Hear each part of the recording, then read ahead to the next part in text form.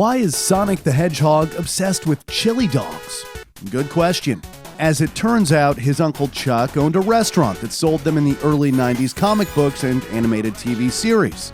Sonic used to work there as a delivery boy and revealed his own secret recipe called Chili Dog a la Sonic in 1993.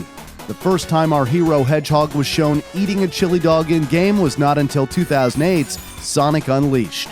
However, just for the record, you should never feed chili dogs to a normal hedgehog. Sonic is special. And now that we've cleared that up, welcome back.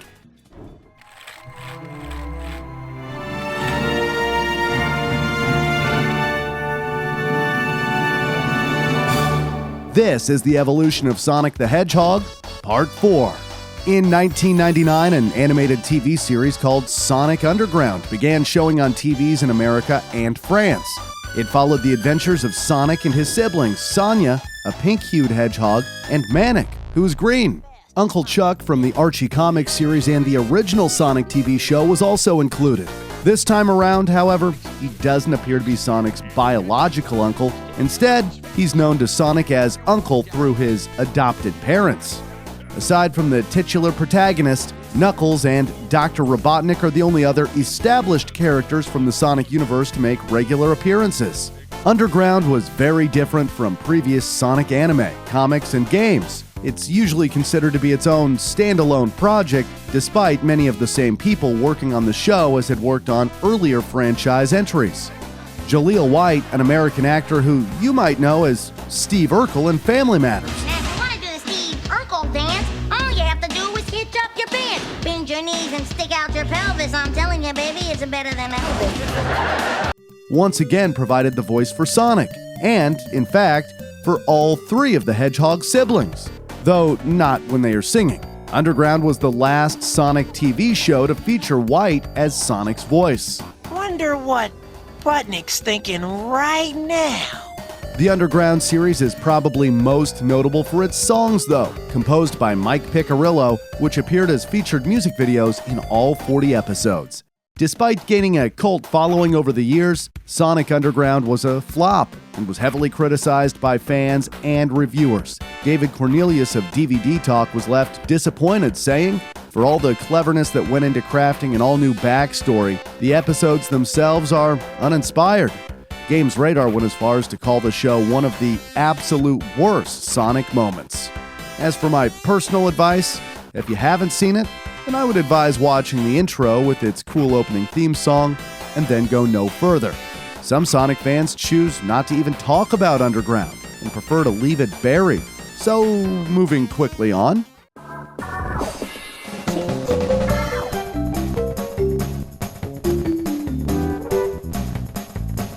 The year 2000 saw Sonic again trying something new. Well, new for him, but not new for gaming or for Mario. Sonic Shuffle, co-developed by Sonic Team and Hudson Soft for the Dreamcast, was a party video game that was largely viewed as an inferior ripoff of Mario Party, which in 2000 was already on its third installment.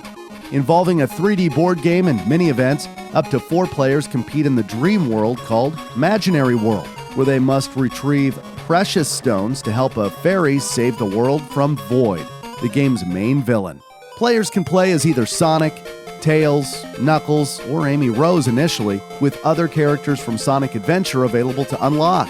Each character has unique abilities to aid them in moving around the game board. The main difference from Mario Party is that Sonic Shuffle uses cards to determine player moves as opposed to dice, hence the shuffle. Sonic's party game was not received well. It holds a 54 out of 100 on Metacritic. GameSpot, who gave it 4.5 out of 10, wrote, "The combination of the unbearable load times, the smattering of minigames, and the poor minigame design makes Sonic Shuffle a boring diversion at best."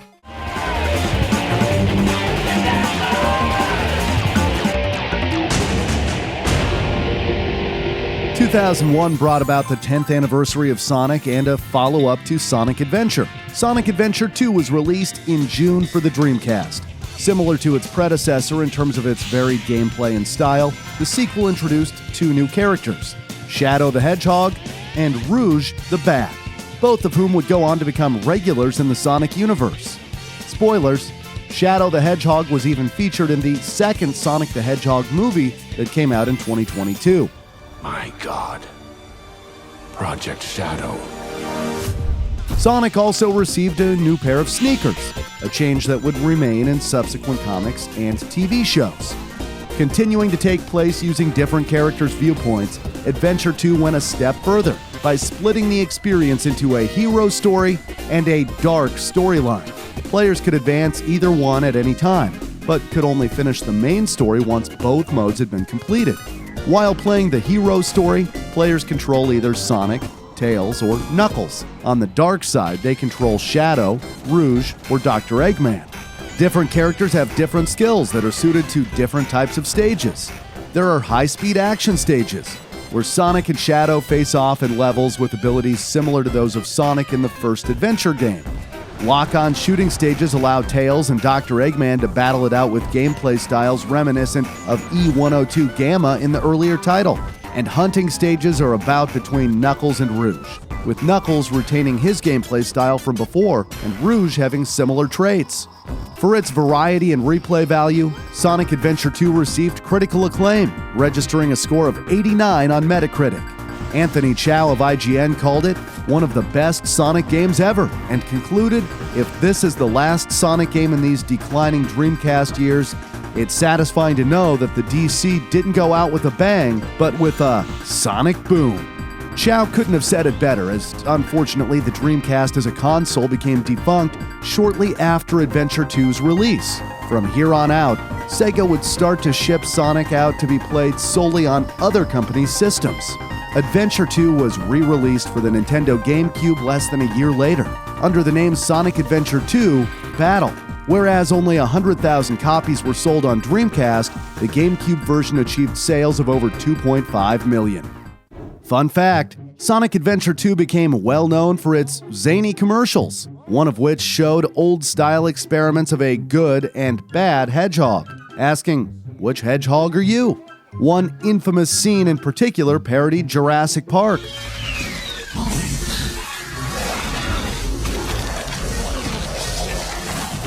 Showing a cow being lowered into the bad hedgehog's pen, followed by horrific noises, blood spattering a window, and the hedgehog burping.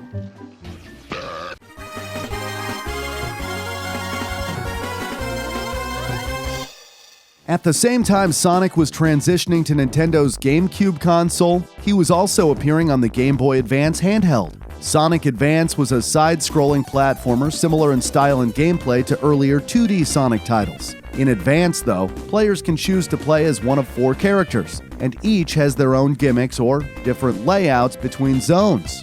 As before, the aim is to get to the end of each act as quickly as possible. Each character, aside from Amy Rose, can utilize the spin jump, spin attack, and spin dash from earlier titles. Melee-based moves are added, inspired by those seen in the adventure titles, and Amy's moveset is centered around her use of the Pico Pico hammer. Advance received solid scores from critics, racking up a Metacritic average of 87. Ricardo Torres of GameSpot wasn't a fan of the special stage's control schemes, but liked the graphics, music, and multiplayer modes. He said, "While it lacks some polish, Sonic Advance is still a strong entry in the Game Boy Advance library." A follow-up named Sonic Advance 2 was released for the Game Boy Advance a year later in December 2002, introducing a new character, Cream the Rabbit. The sequel received slightly worse reviews than its predecessor. Nonetheless, the game was generally praised by critics. OneUp.com highlighted the game's visuals, stages, and music as plus points, declaring Advance 2 to be probably one of the most challenging Sonic games ever due to both the Chaos Emerald's requirements and the now active boss battles. The review went on to call it an outstanding addition to the Sonic library and definitely up there as one of my favorites alongside Sonic 3 and Knuckles and Sonic CD. The game registered an average score of 83. Sonic Advance 1 and 2 were both major commercial successes, each selling over 1 million copies.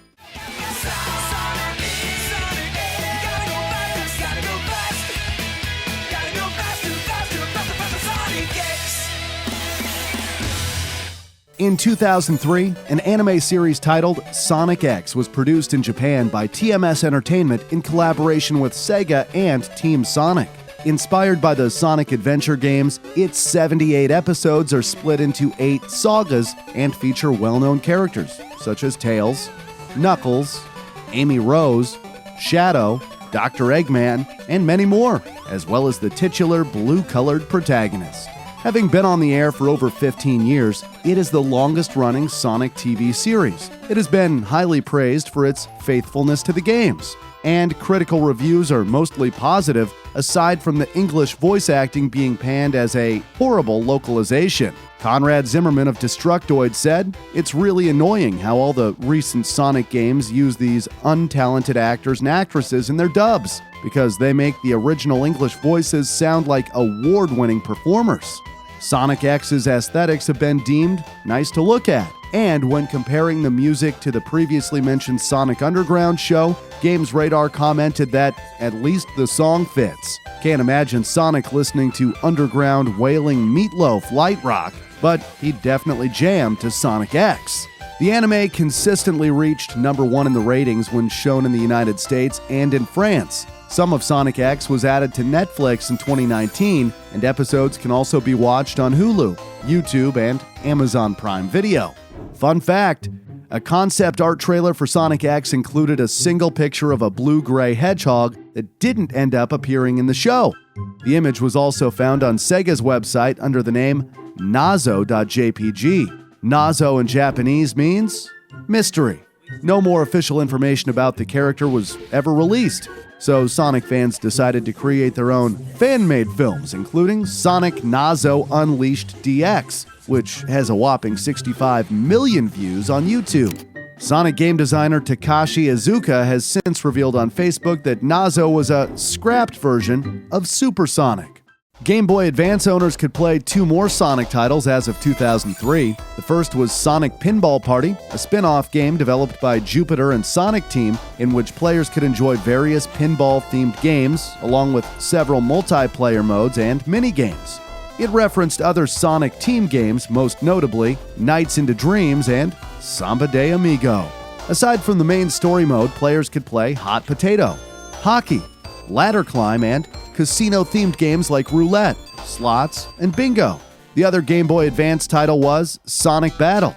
Controversially, it was initially only sold in Target stores in North America, making it a United States-only game because, at the time, Canada and Mexico did not have Target stores. It was the first Sonic fighting game on a handheld device.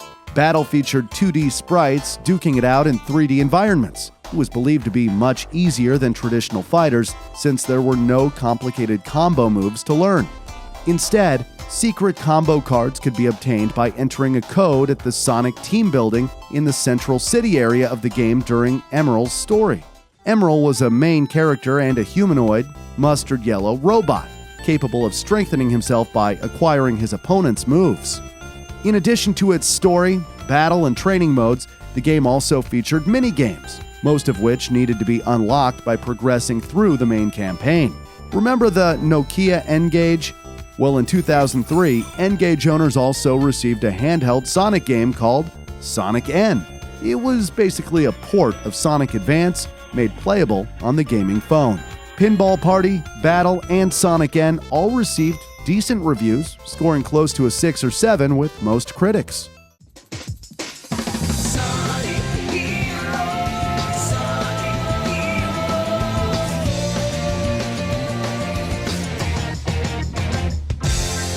The next major Sonic release came in 2004 with Sonic Heroes, a game developed by Sonic Team and published by Sega for PC, GameCube, PlayStation 2, and Xbox. A 3D platformer with gameplay elements akin to those of Sonic Adventure 1 and 2. The biggest change was that players now controlled a party of characters with the ability to change its party leader at any time. The gamer controlled the leader, and the other group members followed behind. The game's story was split into 4 main storylines, each involving a party mode of different characters, plus a hidden 5th and final story. During the Team Sonic story, players could control Sonic, Tails, or Knuckles. The Dark story featured Shadow the Hedgehog, Rouge the Bat, and a new character, a robot called E123 Omega. Team Rose was made up of Amy Rose, Big the Cat, Cream the Rabbit, and Cheese. Team Chaotix's party consisted of Charmy Bee, SBO the Chameleon, and Vector the Crocodile. With all of those playable characters, it's not surprising that Sonic Heroes was featured in the 2008 Guinness World Records Gamers Edition for having the most playable characters in a platform game. Each character had individual abilities, and each stage had a slightly different layout for each team, providing unique challenges and objectives for each story. There were also special stages in Sonic Heroes, which were optional levels set inside circular tubes. To enter them, the player needed to find a special stage key and finish the mission without losing it. There were 14 special stages in total, 7 of which were Emerald Challenges, in which players could obtain Chaos Emeralds. Heroes received mixed to positive reviews, scoring 73 on Metacritic. Among its positive aspects, critics noted the game's closeness to its 2D roots, colorful graphics, and vibrant, cheery environments. Negative criticisms included an uncooperative and terrible camera system and some horrendous voice acting. Sonic Heroes was a commercial success, making it onto the best-selling lists for PS2, GameCube, and Xbox, while selling over 2.1 million copies in total. Sonic Advance 3! A hotly anticipated third entry into the Sonic Advance lineup hit shelves in June 2004 for the Game Boy Advance. Using gameplay elements from the previous titles, Sonic Advance 3 contained 7 zones, each of them having separate hub worlds called Zone Maps that included 3 acts, a boss fight, and 2 minigames in which you could gain extra lives. The newer Advance was different in that it allowed the player to play with a partner, one who augmented the player's actions. This sidekick could either be controlled by a second player or by AI. Additionally, players could use a special ability known as a tag action. Each partner affected the lead character's moveset and passive abilities. Plus, depending on the partnership, each team would adopt a certain strength, either flight, power, or speed. Some duos were given team names alluding to their relationship. For example, Sonic and Tails together are called Unbreakable Bond. Sonic and Knuckles are fighting buddies. Sonic and Amy are lovely couple, and Amy and Cream are Team Jubilee. Copies of Sonic Advance 3 raced off store shelves, selling over 100,000 copies in the UK alone, while total sales were still only a fraction of the first 2 games. It did go on to win Handheld Game of the Year at the 2004 Golden Joystick Awards and garnered scores of 79 on Metacritic. Not all critics celebrated the new gameplay dynamics, but Nick Maragos from OneUp.com declared that the Sonic team finally came up with a way of introducing teamwork and variance between characters that doesn't overwhelm Sonic's bread-and-butter gameplay. In the next episode, we'll continue Sonic's journey and discuss some surprising partnerships we've still yet to cover. Click the video on screen to keep watching.